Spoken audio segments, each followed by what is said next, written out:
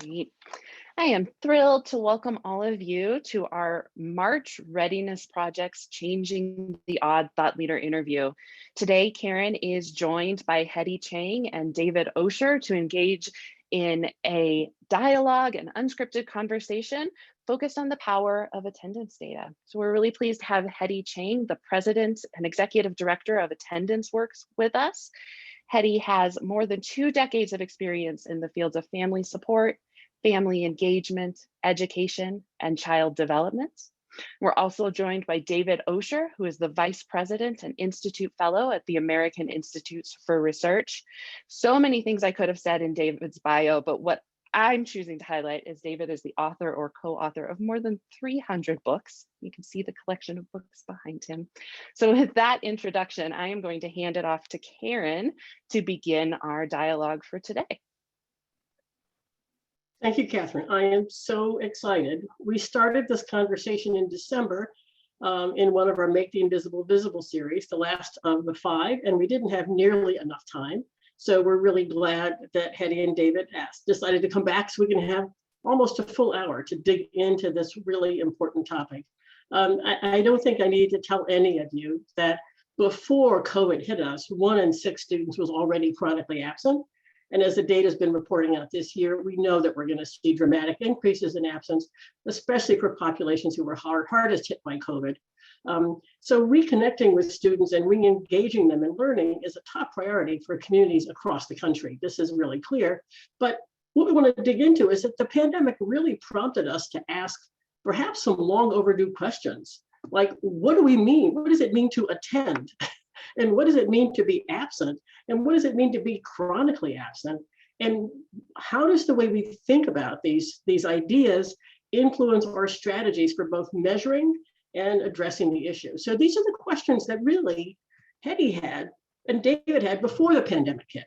And they were really working hard on broadening our understanding of what we really can do with this very basic data of asking, are young people showing up? Which is not just are they showing up, but are they really showing up ready to learn because of how we've created the conditions? So I'm excited for us to jump into this. And let's first just sort of dig in first to understand what we mean about how we utilize attendance data and the responsibility for attendance data. Hetty has multiple times talked to us about the fact that it's not just a cause of educational inequity, it's actually a leading indicator of educational inequity. So we're going to have her jump in and tell us about that. And after we sort of get some conversation going about what it is that we're looking at and we could be measuring and how we can be using it to support improvement strategies, we're going to then shift to one of our favorite topics, almost seasonal, which is how can we take some of the lessons that we've learned during the pandemic about factors that influence attendance, as well as about how we really think about attendance. How do we bring that into summer and think about how to support what a lot of people are seeing as a critical time for young people to be transitioning back to school, but it's also a time in which attendance isn't mandatory. So what does attendance mean if it's really the on-ramp to learning and engagement at a time when we need to step it up, but we can't, for most young people, require it? So hopefully we'll get through all of that. Definitely start to put your questions in the chat. Catherine will track those and we'll all try to track those. But let me just start by going to Hetty. And Hetty, thanks again for joining us. And let's just start with, this is such a basic issue and you have been at this for so long, but what prompted you to get started on this important work of getting us to understand attendance and how to use attendance data? Thank you so much, Karen. It is truly a pleasure to be here and so appreciate you using your convening power to allow us to have these kinds of conversations. And I actually think going back to what happened early on is helpful for eventually, as we get to it, thinking about what happens in the pandemic. Because the truth is that I started this without having any idea that this was a really critical and important issue. Ralph Smith at the Annie Casey Foundation came to me and said, Hetty, I think that kids missing too much school in kindergarten and first might be a reason they're not reading at the end of 3rd grade. Tell me what you can find about the prevalence of this, about what are solutions that work, and what do we know about the impact of this? And that started a whole set of work that I had no idea would become my life's work.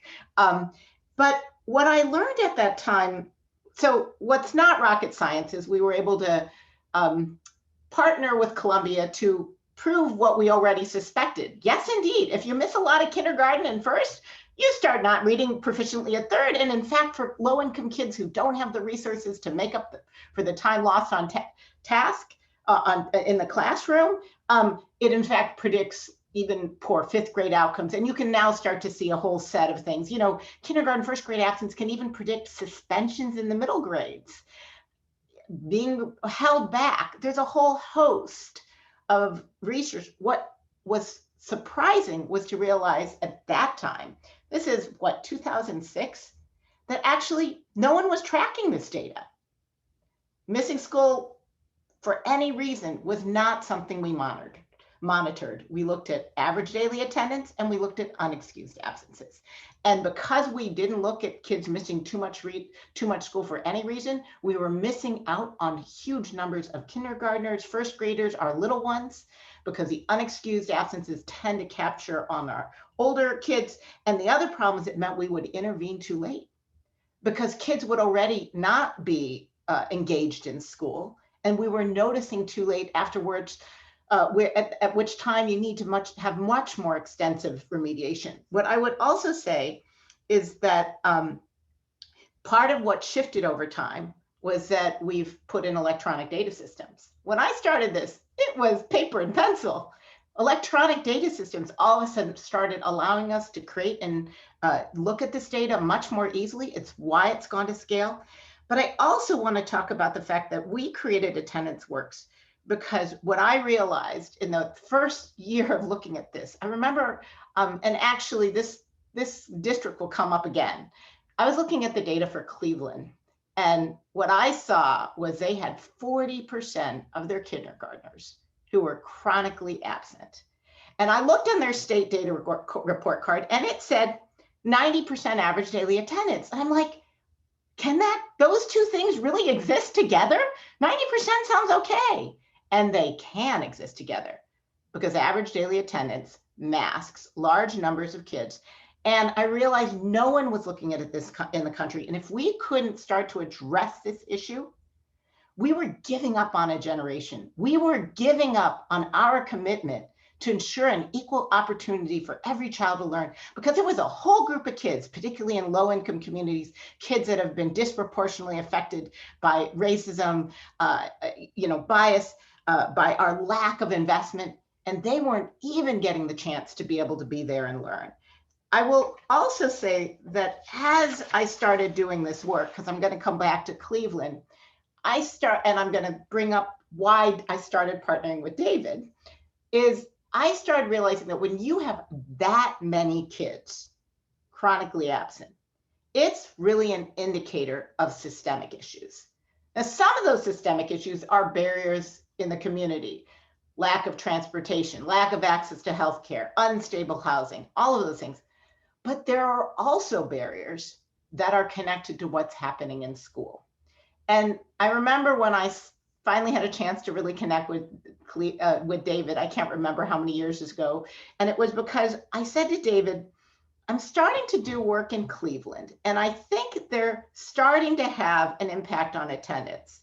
And we talk about their attendance initiatives, but what we haven't been taking into account is that before we started doing this work on attendance, I think you were, and the district was paying attention to school climate. They were changing the conditions for learning. And if you want to motivate kids to show up to school, you have to make sure that school is a place they want to be. And what I was struggling to try to figure out was, what's a framework? We always want to make it either or. Either it's these things outside the school or it's these things inside the school. If we want kids to come to school, we have to look at both of them together and see the interactions across. And so I'm going to just pull up, hopefully, real quick, a slide that talks about that shows this framework that hopefully allows us to think and see in a much clearer way how this is about in and outside of school. And what I want to do is bring my friend David Osher, my colleague, my thought partner, because it was in our interactions that we were able to come up with this framework. And David, you're going to have to unmute. Yes, thank you. This is a Zoom meeting. I have to right. say that. Thank you, Hetty. Hetty, not only is one of my heroes, as is Karen, but she's also one of my life coaches in terms of doing things right. So thank you. I realized listening, Hetty, that, I had the good fortune of connecting in and learning about your work almost when you were starting to do it, even though we were not close then. And it really affected other work I was doing with people because of the fact that we were trying to monitor young people's ability to learn. And we started to talk about the need to look at the individual data. And it really came out of what you were saying. That for people listening, while we're talking about conditions for learning in school, these are conditions for engagement and learning in all settings. And because the conditions that we're talking about largely are experienced emotionally at the same time that they're experienced cognitively, and experiencing your gut at the same time as you experience it in your sense of feeling, they're really critical to young people and adults' ability to thrive.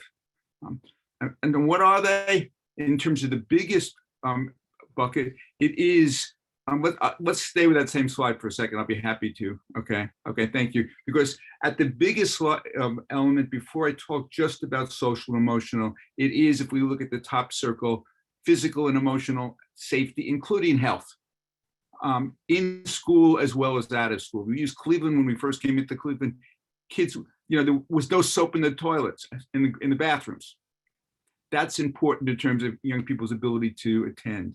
It is the ability to belong and feel connection. We'll talk about that in a minute. It is the competencies of the people around you, and it is the challenge that's provided. Now let's get to the next slide. Thank you.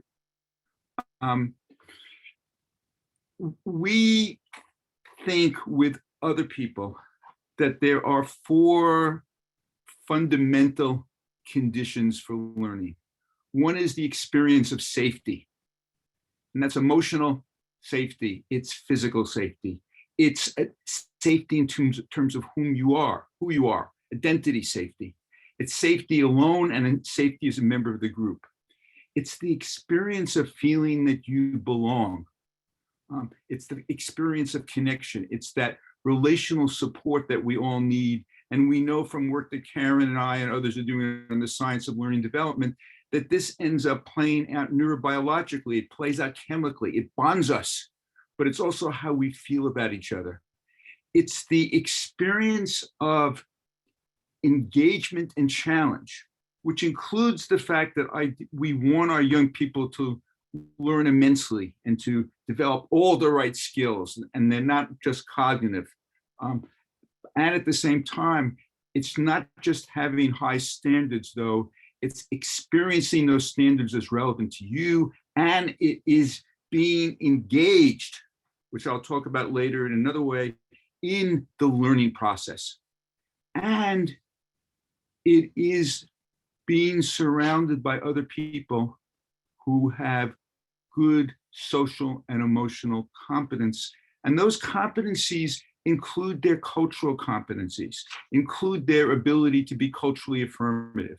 It includes their ability to give, instead of to microaggress, to micro support in all the moments. Together, David, those are conditions for I wanted to maybe mention one thing about this. I think that the thing about COVID-19 is it's meant that we now need to transform how to put this also in place in virtual and distance learning. That's and right. The fact that we're losing so many kids in virtual and distance learning is when, in fact, these conditions don't exist. Exactly. And it has been such a huge, my sister is a teacher. This has been an enormous lift for everyone.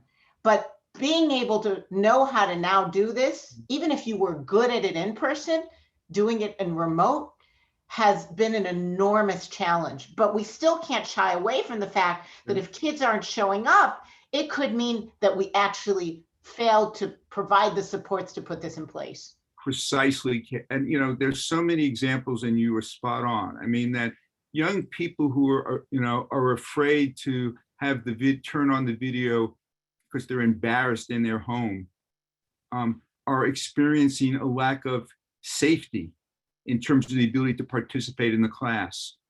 Before we were concerned about cyberbullying, there's even more of it in some ways right now, and so forth. So I think what Hedy is saying is really important. And these, if we could pull up the slide that relates to pushing and pulling, yeah, that the way I think we can see the importance of the conditions for learning as they are realized by young people when their are in environments that are developmentally supportive, that are engaging, as opposed to ones that are toxic, that really make them feel bad, is that when schools are rich in terms of the support and in terms of engagement, it pulls young people in. Even young people who are struggling in some ways, it makes them want to continue to come, at the same time that it makes it more likely that their struggles will also be surfaced and hopefully be addressed because they feel a greater level of trust. And at the same time, when those things do not exist, schools end up pushing young people away. And so when Hedy and I first came together to start thinking about the relationship between conditions for learning and chronic absenteeism, we could both talk about it, and we did try to address it systemically, as Hedy was talking about. And in fact, as we've watched places like Cleveland do it. And at the same time, what it really is about is in part trying to maximize the appropriate pull of a learning environment for students, and at the same time minimize those pulls that pull them away, or what propels them away. Every time you see a teacher and that teacher affirms you, that's a pull in. Every time you see a teacher and that teacher has neutral affect or is nasty or sarcastic, and it's not just a teacher, it's anybody else. Every time you have an interaction with somebody who looks like they're just surveying you because they don't trust you because of who you are, those are the types of things that push people out. David, I want to jump in and just reinforce. Can we, well, it was there, we'll leave it up. The push-pull slide that was just up, and we will send the slides out to folks. It's so important to really pause and understand. You were talking about sort of, micro supports, that this is not just an either or of let's go into your school and decide whether you have mostly push or mostly pull. Young people are growing up in multiple settings, in multiple micro systems. Their family, their faith organization. I know several people on this call from the Boys and Girls Club, their youth organization, etc., as well as microsystems that we don't acknowledge that are important, like gangs. And so when you look at those slides, it's one thing to say, oh, is my school or is my classroom more push or pull? But when we realize that young people are being pushed out of school and pulled into environments that we would rather not have them in, but those environments are being much more effective about making them feel safe and supported and engaged, and perhaps even providing critical support to their families. That list has to be looked at in that way. And so it's really, really important for us to understand that's not just a conversation about school. It's when we're saying, where are all the places young people spend their time, which ones are pushing, which ones are pulling. And if we're going to optimize learning and development, we want the pull to be on the side where they're being pulled into pro-social things that are going to really advance their success. That's right. If I can just add, you're so right. And young people are always the experts in what they need in their lives. And together they make sense. And either we let them know that it is the school or the Boys and Girls Club that they want to go to and they will get support, or it is the gang. I mean, I'm not an expert on gangs, but actually this is work that I've talked with people about in terms of that, because gangs meet lots of the needs that young people, that adolescents need developmentally, and sometimes they and their families need materially. And if we ignore that and we don't provide even more of it in the places we want them to be, people are making rational choices that are not inappropriate. And they're no less antisocial than they experience toxic public environments that are not supporting them and their families. Absolutely. And when we put on top of that the added responsibility, and this goes back to Hetty's point, there are not that many institutions that you're required to show up in. Right. And so when we require you to come to us, and you're talking about young people, left on their own, young people will find their way in being pulled into things that support their needs because those are voluntary. But if I'm being told I have to go to school and I'm tracking attendance from the fact of, you're going to be declared truant if you don't show up in the space that actually is pushing you out once you get there, that's why this conversation is so important. So Hetty, I'm going to let you sort of wrap it up however you want, and then take us into, so we got into this pandemic. We went to virtual learning. We weren't prepared for this. There were challenges, but there probably were also opportunities to really rethink, what do we understand about what it means to attend, what it means to engage, what it means to count someone as absent. What did we learn during the pandemic that we can carry forward? Yeah, I'm going to just say a couple things, and then I'm going to actually pull up slides, as is my tendency. And just to say, first of all, attendance is an initial, but not a complete indicator of engagement. If a kid is not showing up to school, it is an indication that the pull factors are being outweighed by the push factors, and that school isn't addressing those positive conditions for learning. And when that happens, and if it happens with lots of kids, especially, you're going to have to talk to kids. As David said, they're the experts on their own lives and their families, especially for our little ones, to see what is it that we need to have in place.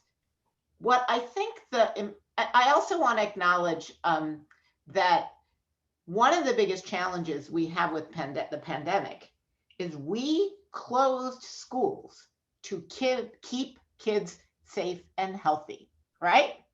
So if you're going to reopen schools and expect they're going to show up physically, and I can't tell you how many people I know, the push to reopen schools is across the country, but in order for kids and families to show up to school, they have to feel that school is physically healthy and safe.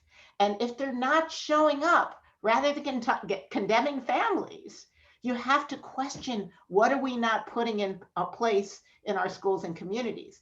Now, the question is, given limited resources, where do we target our resources so we can make sure those positive conditions for learning are in place? And, I've heard this before, the pandemic, we're all sitting in the same storm, but the boat, we're right on the waves, we're trying to ride it out. And some of us have a yacht, and some of us have a raft, and some of us are swimming on our own without anything to help buoy us up, right? And the question is, what kind of information or data can you use to figure out who's struggling to stay afloat in the midst of this storm? Because for that group of families to experience positive enough conditions of learning so that they want to come back to school will take more than the families like mine who are sitting comfortably in our homes. Distance learning hasn't been a big deal. And so this is why we need to look at the prior data on chronic absence. And we produced a report because data is unfortunately usually a little bit more like an autopsy than it is a diagnostic in our world. We get it late, but there are still some uses because the issues and the challenges that cause kids to miss school before the pandemic are likely to be affecting them even now. So we knew prior, as you said, started this off, Karen, it was about 8 million kids who were chronically absent. but we knew certain kids were more likely to be chronically absent. Kids with special ed, African Americans, Native American kids, kids who were living in poverty. And we also knew that that chronic absence data was concentrated. About half of all the kids who are chronically absent in the country were concentrated in a quarter of schools. I am going to bet that that same quarter of schools who were experiencing high levels, systemic barriers to kids, are also the same quarter of schools who were really struggling to respond when the pandemic hit. We also know, again, that this is very connected to poverty. But I also want to talk something about data. Data is useful for both figuring out who has challenge and who has solutions. Because even if you look, this bar graph shows the schools that had over 3/4 of their kids who were living in poverty, but what are their levels of chronic absence, right?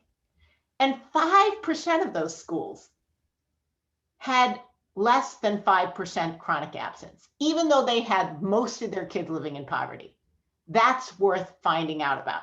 What are they doing? Who are the community partnerships? What are they putting in place? And I continue to find that people who were doing innovative, smart, collaborative relationships before the pandemic tended to be better equipped to then respond to the pandemic. And when I go and look for best practices during the pandemic, I will say I go to the best practices that were before the pandemic and said, what are you doing now? How are you addressing it?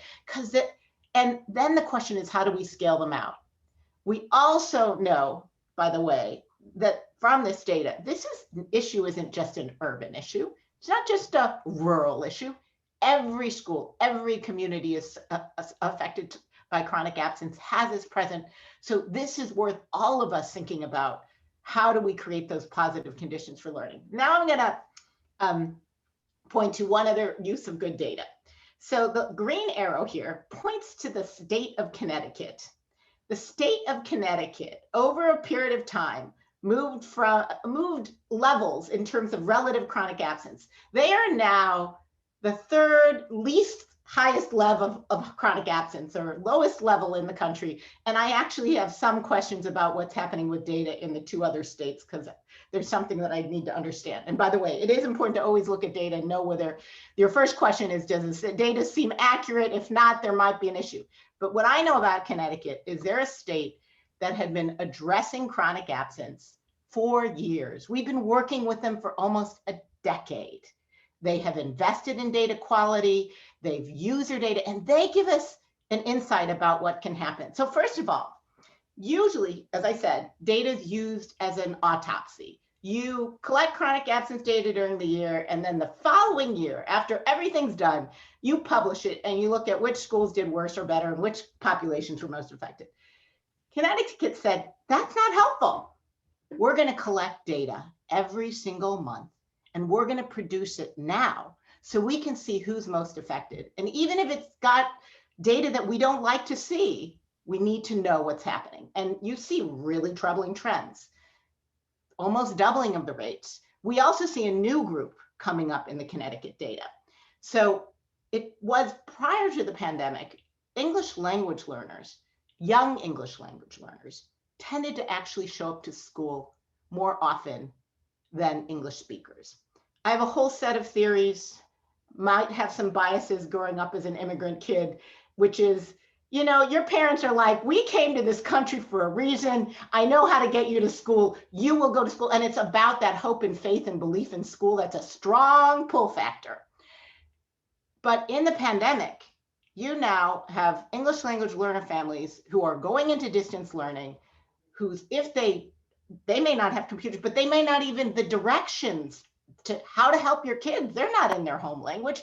They don't know how to navigate the support, and it's very challenging. So you're seeing huge numbers of English language learners. And whereas before you didn't see that in the early grades, you're seeing this in the early grades. We're losing our little ones who are from immigrant families. And that is a serious issue to contend with, and it's going to take real investment to address it. Now, the other thing that Connecticut did, talk about making things accountable. They geomapped all this data and they put this out there for everyone to see. So you can say, what's happening in my community? What's the rate? How are the challenges? And they coordinated. They coordinated with Department of Children's Services. They coordinated with the health department so they could take a look at this. What I know is I was talking to one of the districts just the other day. It's a district, it's called East Haven. I was talking to the superintendent and she brought all the elementary school principals together. They've actually been running in-school attendance in person along with a remote option all year long. And what was so interesting to me is how they strategized on this. What they felt from all their information was they needed to use last summer to prove to families that they could open school. And I'll stop sharing for a second. I just want to tell this story, but they could open school and keep it safe and not have COVID. And they needed to prove it to the teachers, the administrators, and the kids and families. So they decided in the last summer that they would start with their 4-year-old classrooms and do this because they have 4-year-old classrooms. And they were able to run classrooms during the summer in a summer program where there were no COVID cases. Then they brought all the principals together and said, what did we learn from that? How do we learn? What do we have to have in place to keep teachers safe? And the superintendent talks about how hard this was because she didn't know that they could teachers were nervous. This isn't just about making sure kids feel comfortable coming back. This is teachers feeling that they are willing to show up. They then opened up schools and they talked about, so this is this interesting thing. This school district, we're having a challenge across the country where kindergartners, quote, redshirted and decided, I'll pass on this year of kindergarten, I'll wait. This district had no decline in their kindergarten enrollment. And that is because they reached out in February before the pandemic, because they have a pre-K through 3, to reach out to families and connect to them. Then they did this summer program, and then they opened up in the fall. And they used their chronic absence data to figure out which families needed more personalized support, either on distance learning, but in their view, they wanted to keep them showing up to school. And because they felt that for their youngest learners, in-person learning was going to be better. And they did a really heavily individualized approach, talking to families, using their data to know which families they needed to talk to, and ask them, well, what would make you feel comfortable? Or found ways to bring them to school. They would say, come for a week, try it, and see if you feel comfortable. They didn't negate their concerns. They heard their concerns, but they used their everything, including their expanded and their summer learning efforts, so that they could convince families that they had that sense of belonging, had that sense of connection, and would feel safe and physically coming back to school because they felt that was the best way they could keep those kids academically challenged and engaged.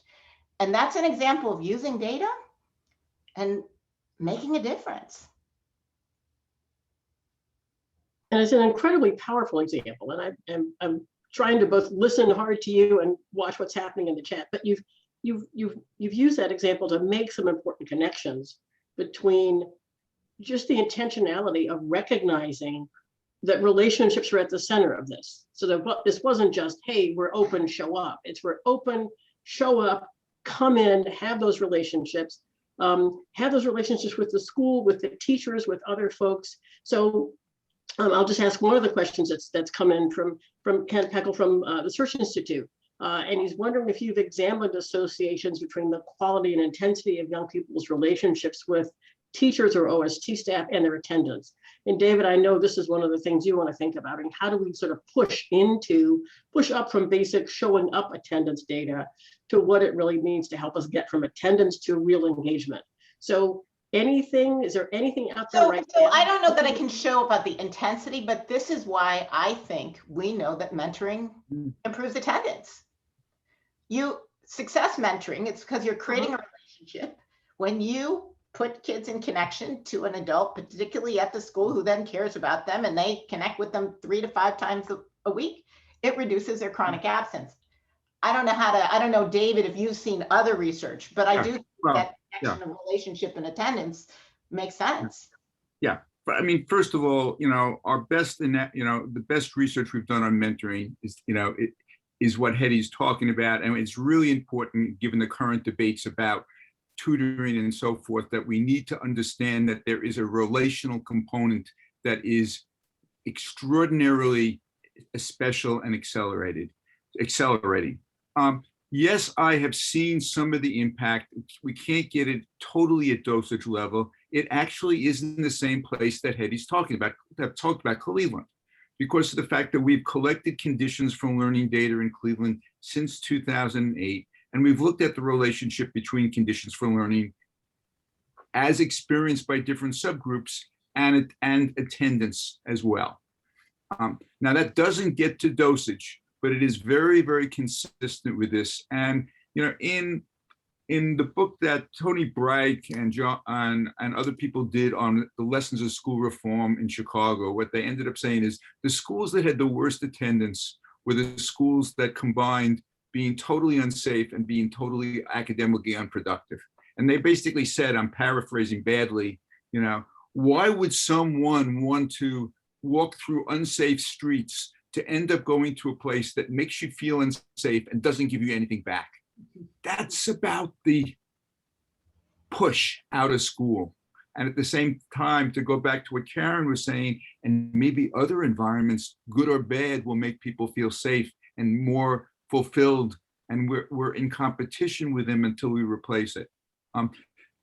So that's the answer. Actually, should I go into what I wanted to hear, Karen, or go back to you about the nature of the importance of different types of engagement? You should go wherever you want, David. Okay. We've got Let me about just 20 say minutes that, left. As long as you take 10 minutes to focus on summary, I'm good. Okay. Just to give you another example of how people are doing, and this comes out of the leadership of communities and schools, and Heather Clausen, who did not know that I was going to mention her, but who is, I noticed, signed in when communities and schools who use the Conditions for Learning survey asked us to work with them to really try to much more help them deeply get a handle on how young people are engaging and re-engaging in this new setting. And when we talked about it based on what we know from the research, including Ken Kale's work, what we know is that, if we can go back to that slide that was just there. Yeah, sorry. No problem. Okay. My technological challenges, just forgive me. Right. That while behavioral engagement, as Hetty mentioned, if we just use attendance as one example of behavioral engagement, but it could also be, have I turned on my computer, is not unimportant. You ought to be there in order to participate. It isn't everything. And key elements, and we know this from listening to young people, we know this from research with young people, is that there are 3 other elements that are critical, and we can think about them in the push and pull domain. It is whether or not I am cognitively engaged. At a deep end, it's what my granddaughter talks about in terms of being engulfed in learning. At a deeper end, it's being involved in flow, but it is where the learning experience grabs you. There's emotional engagement. How do I feel when I'm learning? And sometimes it's not that you always have to be happy. You can learn and struggle, but on the other hand, there also has to be joy. If anybody knows the work that Nick Hobbs did a long time ago in terms of trying to help kids who people experience as being troubling, there has to be joy in a child's life. And that's the whole notion of child-friendly schools, is to ultimately make young people want to be happy. There is what we keep on hearing in focus groups that we have been doing with young people across the country and other people now. There is a social element to engagement, and young people feel that absence right now. And to go back to Karen's call to thinking about the entire ecology, oftentimes still other parts of the ecology can provide these different elements of engagement, whether it's the opportunity to be socially engaged with others because of the fact that we can do things that enable us to come together, but it's also to be emotionally engaged in activities that really we find meaningful. and pleasurable and cognitively engaged, learning a craft or learning something that is important. And I pass this back to Hetty or to Karen. Karen, I just keep thinking, I'll help maybe with the segue to summer, that what the pandemic has forced us to do is think outside the box of whose responsibility it is on youth engagement, and to think that engagement happens either in school or outside, but it's not the combination of the two working together to make sure a child it continues to be engaged in learning.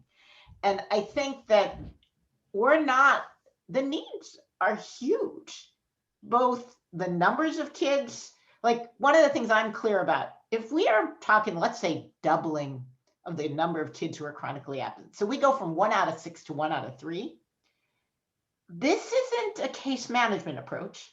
We have to take solutions to scale. Mm-hmm. If we're going to have if we think relationships are at the heart of anything we do, we're going to have to figure out every single possible person in a school community that can have relationships. The expanded learning folks are key to that. The volunteers, because we're going to have to make sure some kid and family feels connected to someone who can help them navigate that. And I think that how we think outside the box, so we work as a much broader collaborative team. And then my thinking is, so how do we use the summer, and maybe even some of the things happening this spring, to pilot what needs to then go to scale? Because you don't want to go to scale with stuff when you don't know how it'll work. Right. You want to think about, how do I take things and make sure that we have a process, professional development, whatever it needs, monitoring, so that by the fall, we can really take it to scale. And maybe we're starting by using chronic absence data, for example, because we don't have a whole lot of other data that's easily accessible. And I will say, by the way, the chronic absence data this year it is a little bit of a mess, but it's better than nothing, okay? We used to know before COVID, attendance was pretty clear. Karen showed up to the classroom, I saw her there, I'm marking Karen there. Now under COVID, there's a lot of ways Karen could show up, and I'm not even sure, in some places it's pretty minimal. On the other hand, if Karen didn't show up in any of those ways, I'm truly losing her.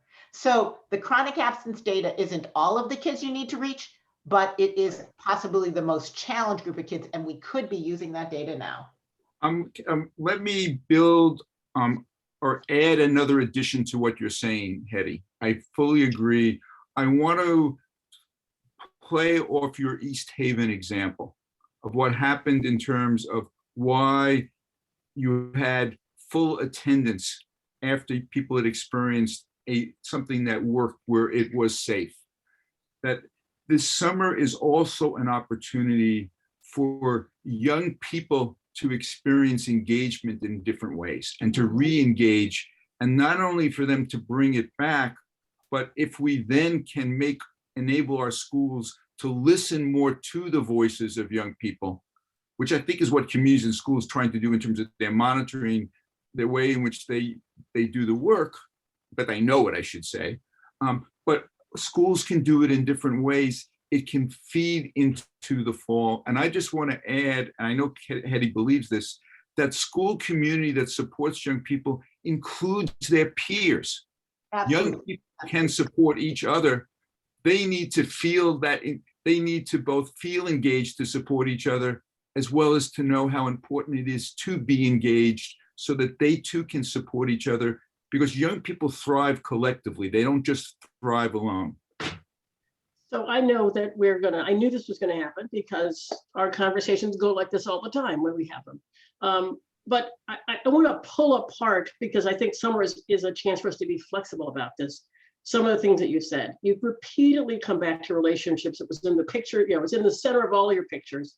And if there is any reason not to, that pull to not show up someplace where you don't feel that you belong is huge. So we need a way to actually get to that. But if we do have in the summer an opportunity, as most people are saying, an opportunity to not just go out and find the kids that didn't show up, and we acknowledge some of the things in the chat about some families didn't know until they showed up and found their kid was failing that they weren't logging in, or they were logging in and walking away. I mean, if you're not there, how do you know what's going on? So we know that all of those barriers to showing up, but we've got different modalities. We've got, what are you showing up in? Are you showing up virtually? Are you showing up in person? Are you showing up asynchronously? I got an assignment. I did it in the evening when it was quieter. I turned it in. You've got all of those ways to think about how showing up happens that get pulled apart. When you walk into a building, all of those things were together. But now that you're not in a building, all of those things are separate. So we have to really think about the modality of how I am showing up, and just showing up in all those ways count as attending. Even if it's not meaningful. Do I get more credit for turning my computer on at 9 o'clock in the morning than I get credit for doing my work at 10 o'clock at night, because at 9 o'clock in the morning, I had to share the computer with somebody else? So you have to ask those questions. But now we've also got, when we come into the summer, you've got the big question of, why am I showing up? That goes to your point, David. If I don't have to show up, give me some reason to be excited and engaged. Give me a purpose for showing up. Now we know schools can do that. And we know that in some ways, someone asked about teachers burning out. I was just on a call yesterday, I think, with 150 sort of, building level administrators in a city. And they were basically asking, if our teachers are burned out, what do we do? I said, well, if summer is a time in which teachers really just need to go rest, they should go rest. But if it's a time in which they could engage differently, when they're not feeling pressured to just get on the screen and start going through the content, but they're able to connect with their kids in a different way, they're able to bring their own interests into this space, they may want to have an opportunity to engage differently. And we have other adults in the community, in our organizations, in our youth organizations, our faith organizations, who want to engage. So we can broaden the who. We can broaden the how and when and where kids show up and give them credit for all that. We can broaden the who.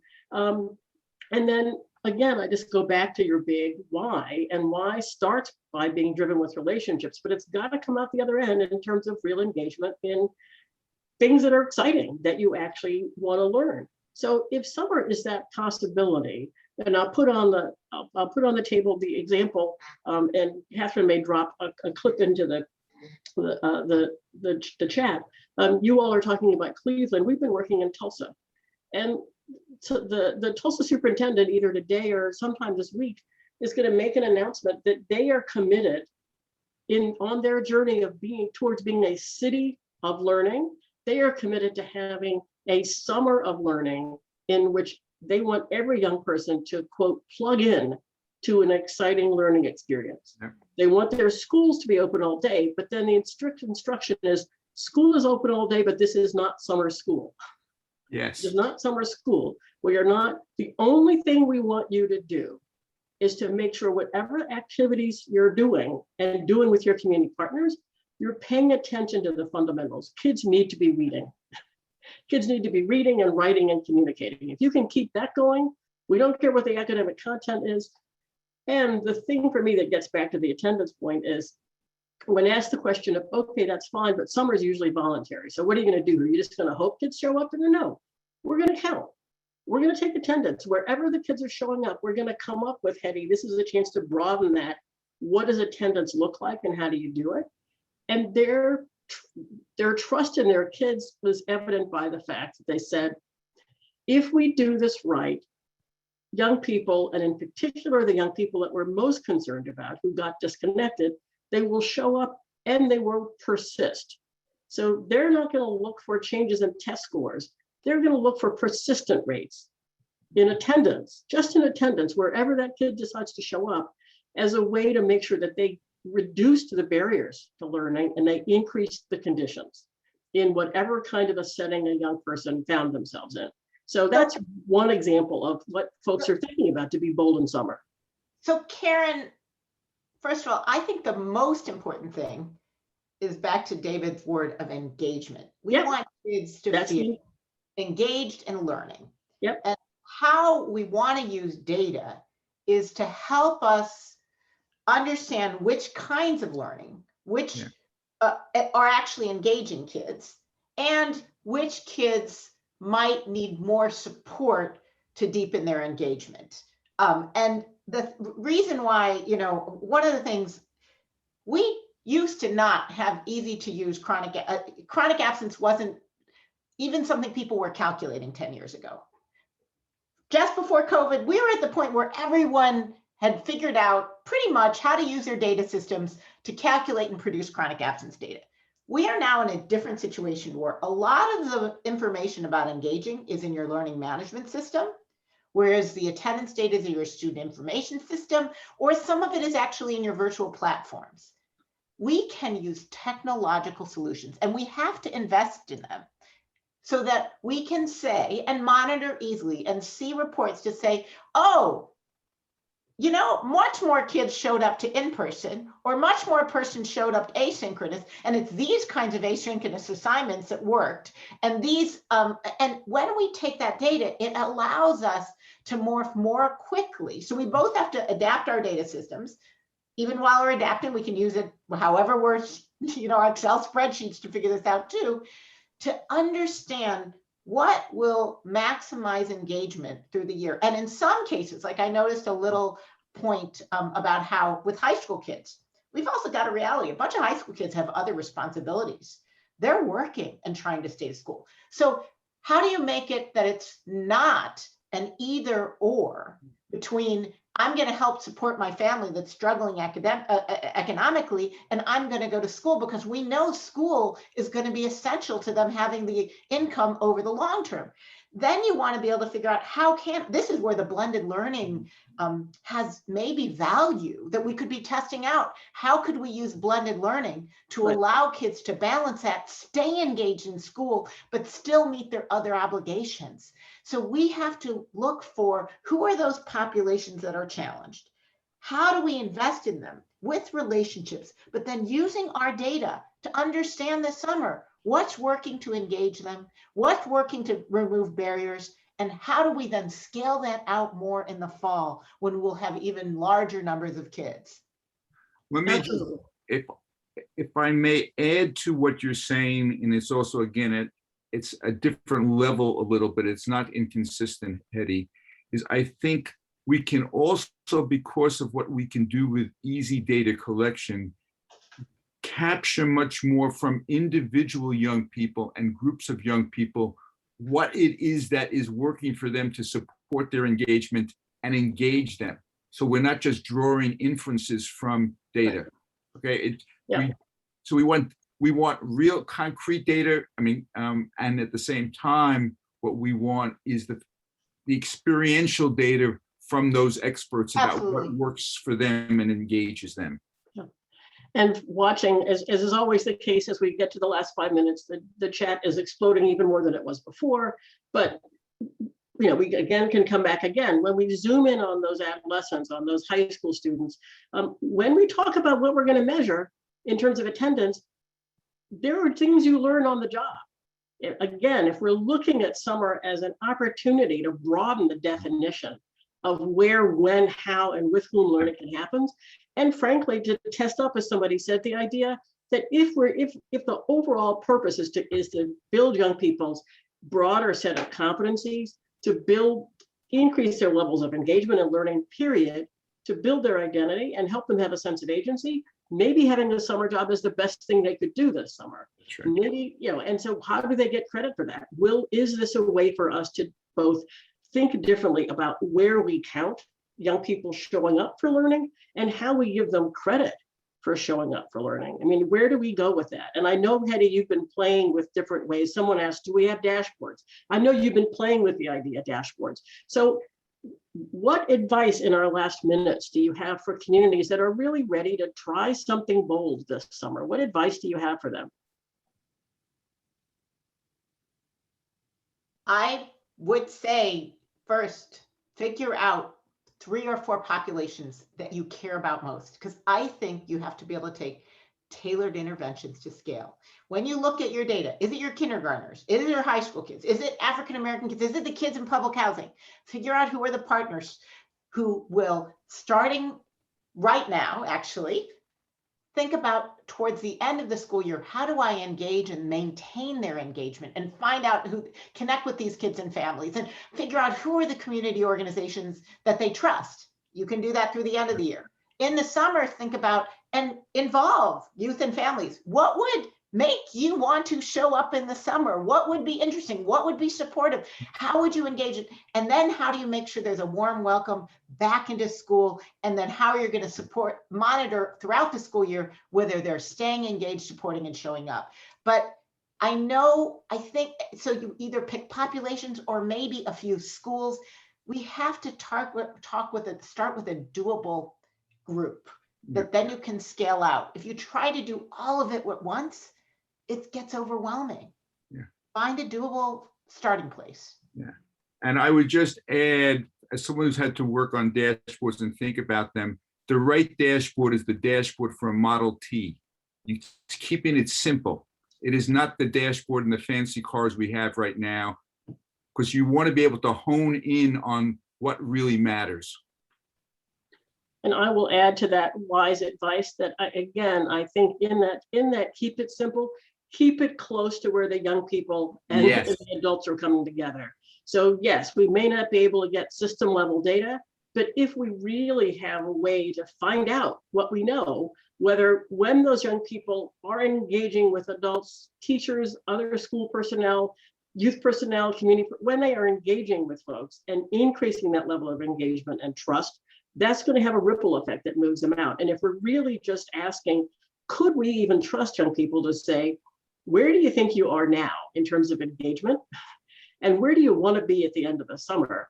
And pick a path that you think is going to help you get there. And maybe we can help you over the summer, whether that's a summer job, is learning to play the guitar, it's catching up on courses that you didn't take during the school year. Pick a path, we'll try to help you get there. And again, for my money, the Tulsa commitment that says, if we trust kids and we create the right conditions for learning, they'll show up. Wonderful example in the chat about how young people in a teen court program are showing up because the conditions were built there that were not in the school where they dropped out. So wonderful. Thank you as always for an incredible conversation. Catherine, I'm going to give it back to you for the last minute. Wonderful. My apologies for my camera not being on. Thank you all so much for joining us. Thank you, Hetty, David, and Karen for the engaging conversation. I'm really excited and hope that everyone on this call will share with us the bold innovations you try this summer around how you're using attendance data to drive your innovations or how you're innovating in how you track attendance this summer. The Readiness Projects will follow up with you soon on our next Changing the Odds Thought Leader interview and Making the Invisible Visible series. And in the meantime, we hope you will join the forum at Every Hour Counts next week on March 11th for our Stability and Change in After School Systems session. Thank you all so much for joining us today.